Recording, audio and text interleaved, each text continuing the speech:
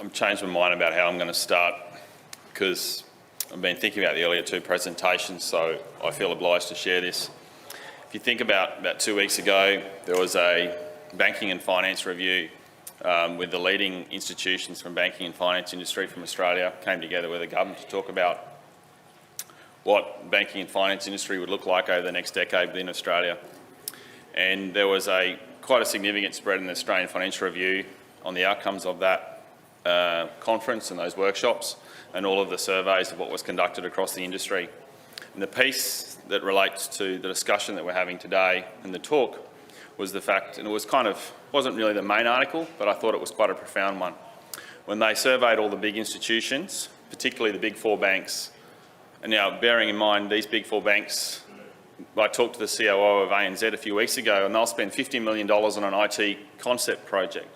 So they'll go and spend $50 million just doing a prototype on an IT project. That's even before they think about the rollout.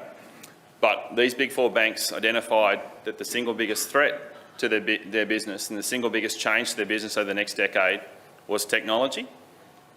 And that was going to be the single biggest factor that was going to drive the change in their business and how they service their customers.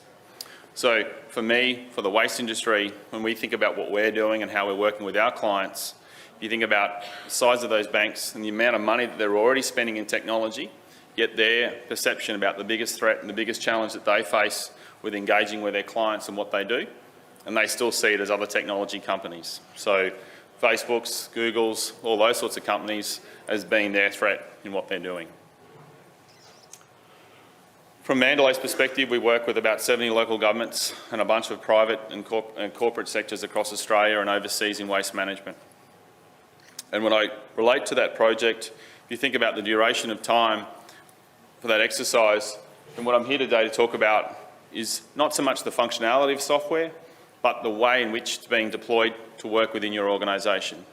Because from our perspective, that's changing a lot. If you think about your organisation today, and any of you know, does your organisation have a cloud procurement strategy in place? Can I have a show of hands? Got about less than 5% of the room. Do any of you know what that cloud procurement strategy is? No? That's all right. Well, I'm here today to talk a little bit about that and the consequences for you in your role. Not so much about the techie and all the nerdy stuff. That sort of bores me a little bit, but more about the thinking about how it applies to your business as a business owner or working at delivering services to your community. If you think about it, what I do know from the research is that over nearly 2/3 of local governments have a cloud solution in place in some part of their business, and it's pretty well mandated at a state and federal level now as either a cloud-first solution or it's a preferred solution when they're looking at technology to service their needs going forward. And I'm here today to unpack a little bit about what that means. But if you think about technology as it applies to you today, in Christine's example for her 3 Mondays, then our experience is a little bit like this. Although she's a few months on, so it started to really grow. And from my perspective, running a technology company when we've got all the experts working for us, it's a little bit about this, right?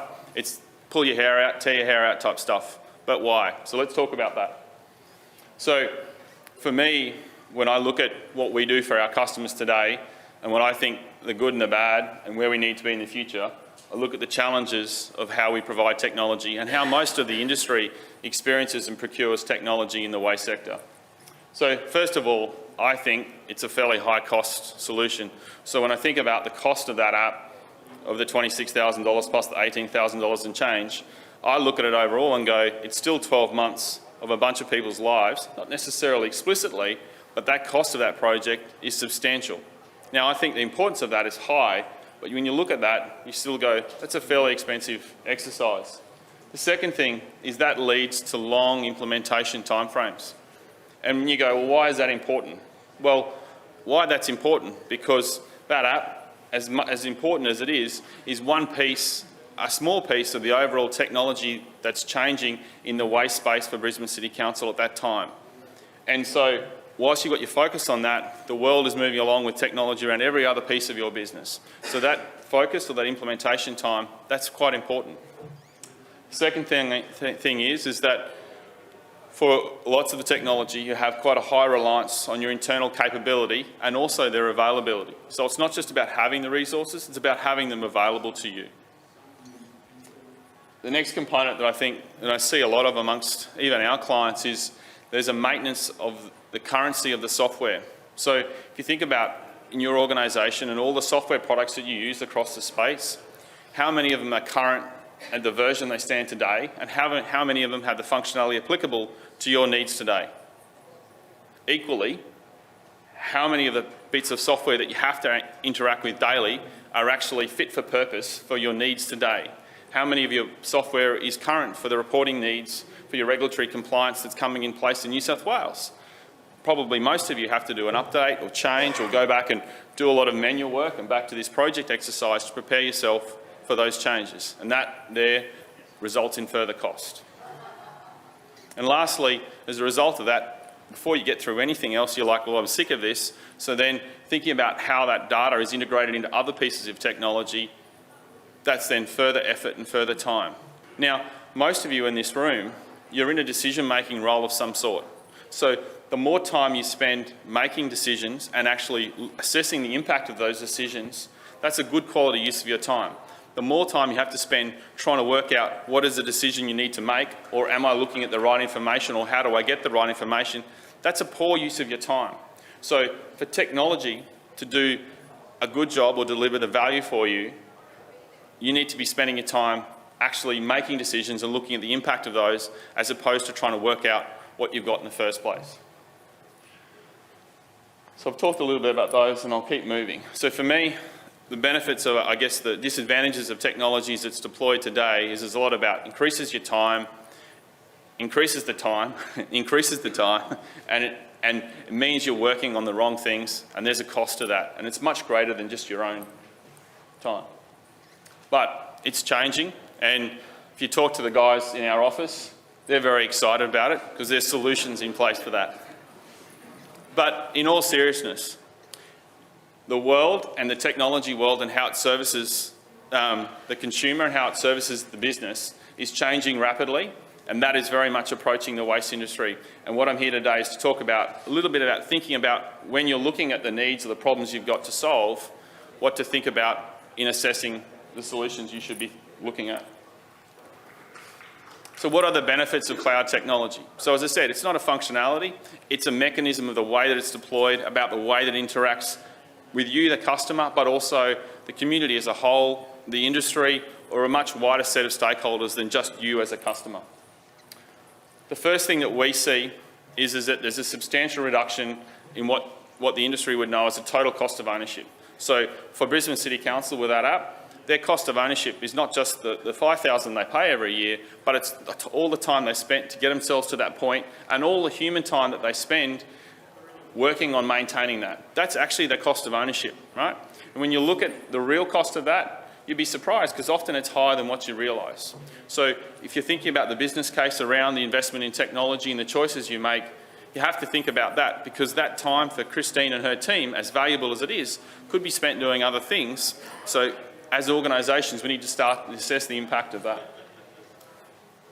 This is the important exercise. Good cloud technology increases your ease of service. So if you can't get the experience, be satisfied in that experience and deliver that outcome and get value out of that in under sort of 4 to 6 weeks, then to be frank, the technology is not doing its job. Whether it be our technology or anyone else's, if it's not doing that, I don't think it's really cutting the mustard. If you think about this, and this is totally off the top of my head, I'm sure it's possible today to build a scheduling app for waste pickups for Brisbane City Council that can plug into Facebook. So if it could do that, how many users of Facebook would sit in Brisbane today? There'd be 1.5 million people that would have access to that information through Facebook, which they access how many times a day? I'm embarrassed to say, but it's probably more than 10 or 15 times for me. But that's the changing and thinking about actually building things that you have to build and maintain, and looking at other ways digitally to get your message out there, to interact with the community. And I'm not saying it's wrong, I'm just saying think about the alternatives, about the way you use technology to deliver your outcome. For me, one of the important aspects of what we see is that, particularly across the waste industry, all of the stakeholders in the waste industry are typically quite siloed, and so they have the data and they own their little piece of data and they massage and manipulate it, and there's not a sharing and a collaboration in that aspect. And for good technology, both in terms of how you think about what your demands you place on your vendors or how you work with your suppliers, you should be looking at what's the collaborative aspect of the technology, both within my organisation, but also within the other stakeholders who are involved in the successful use of this application or the successful use of this software. It's often wider than what you realise it to be.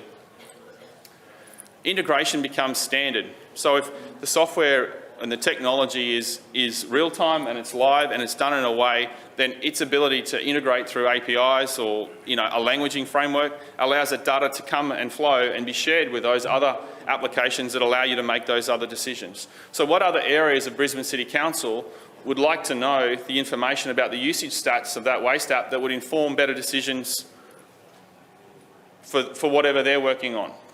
I'm sure if I thought about it, there would be a number. So you have to think about it and say, well, if I'm putting value and effort into this application, then how do I get that data and what else is it useful to, and how do I integrate into other things we're making that decision? And that's an important exercise, right? And the less manual it is and the more automated it is, that's even more important, because as soon as you have to go and ask someone, or you have to generate an Excel spreadsheet, you have to send it to someone else in an email, then you're involved, well, what does this data mean and how do I know what that is? And you start to question it and you question the validity of that information. As strange as it sounds, good technology, you should actually enjoy using it. And I know that's weird, but I know it sounds crazy, but if you don't enjoy using it and you don't have a familiar and a trusted experience with it, then it's a frustration and it's a burden to you. So with the technology that's coming and what's available and what will be available in the waste industry, important thing around that usability side of it is if you think you've got teams that are wanting to use software, then they've got to enjoy using it. If you're using a piece of technology, you've got to get satisfaction of using it. And you know what? If you're not happy with it, why are you forced to use it for 6 months or a year or 2 years or 5 years? Today it's because you spent a bucket load of money and you invested 12 months of your time to get to that point. And so you go, well, we've got to use it for the next 5 years because we've got to go through a whole other procurement exercise to change that, right? That stinks as far as I'm concerned. So really understand that when you're thinking about the procurement exercise, to say, well, how easy is it for me to try this and get involved in using it? And if I don't like it, how can I get out of it? Because inherently, from a technology point of view, it's there to make your life easier, not there to make your life more miserable. Yet, for most of us, that can be our experience at times. One of the aspects of cloud technology that is underrated to people who don't necessarily understand the technical side of it is that the maintenance is reduced. And the reasoning for that is because the vendor in that place is taking that maintenance responsibility on, not just for you, one customer, but for every single customer that's using that piece of technology. And that's a really important factor, because if you think about particularly local governments, then they've had to build up an IT technical team at a department and infrastructure and management for all their applications. But you imagine that's growing and growing and growing, and that cost, that burden and that cost is really high.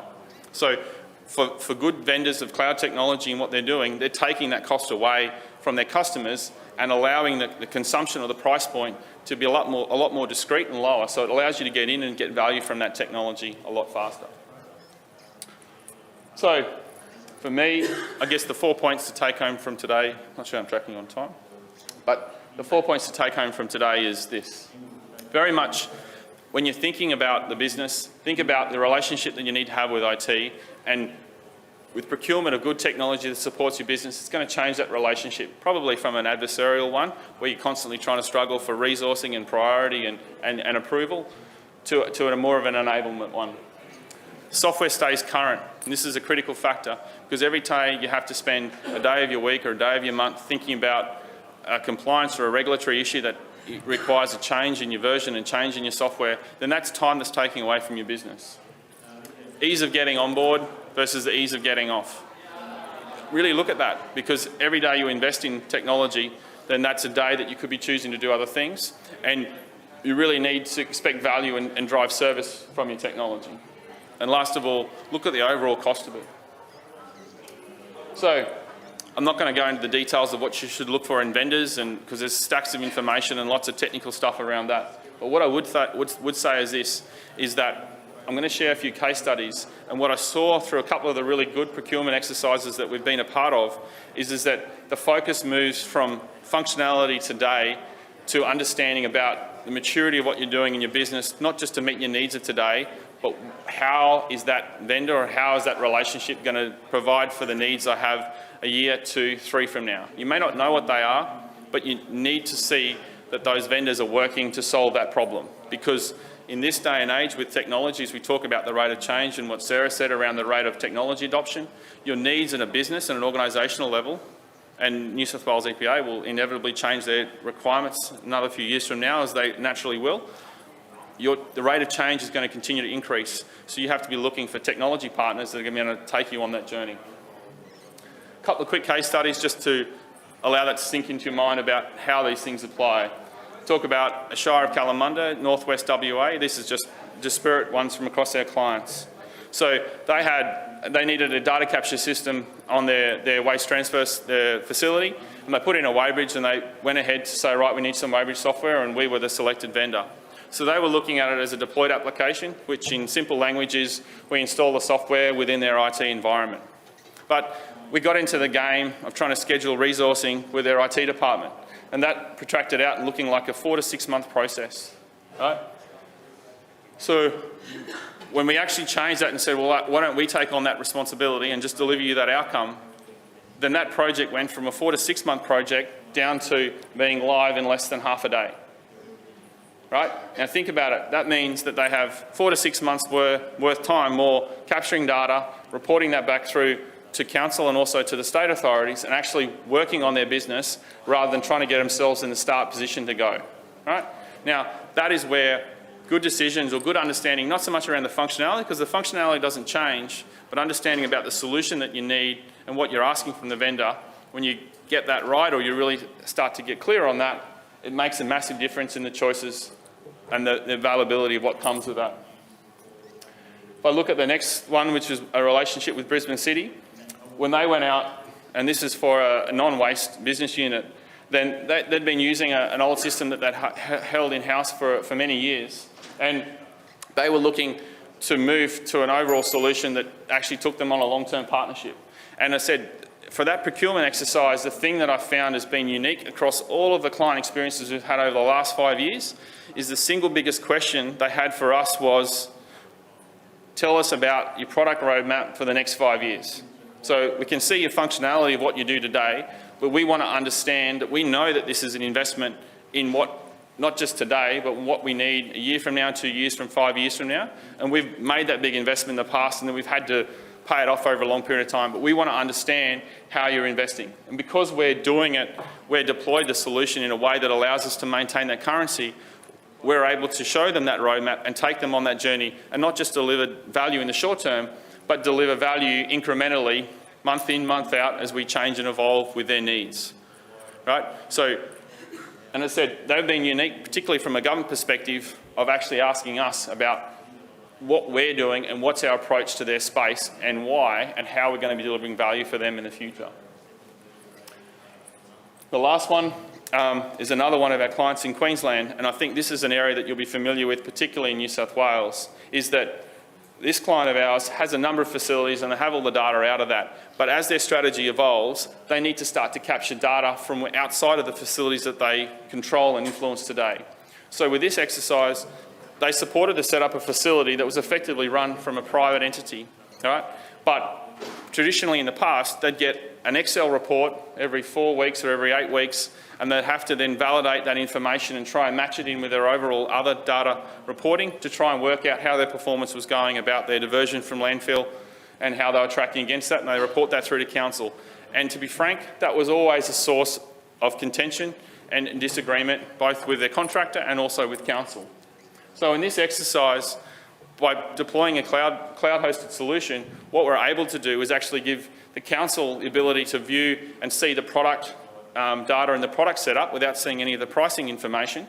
And then that data is merged seamlessly, live, real time. So that manager of the waste facilities for Mackay can actually see the overall flow of materials for that community in that region beyond the data of what they actually control from what goes through their facilities. And how many, I've heard this story so many times about people who are trying to get reports from sites that are managed by other organisations, and they're trying to then match what that data means and then starting to base their decisions on that. So that simple change, as I said, functionally, we're doing nothing different. It's just a different form of deployment that enables the technology to really deliver value, change that outcome for that customer. So the challenge, I said, very much know your business problem. Don't necessarily try and define what you need, but really understand your business problem of what you're seeking to get solved. And then secondly, assess your vendors, not just on the problem of what the immediate need is today, but look at how they're actually set up to support you for your longer term needs, which are not so much the urgent ones, but they're the important ones. Thank you.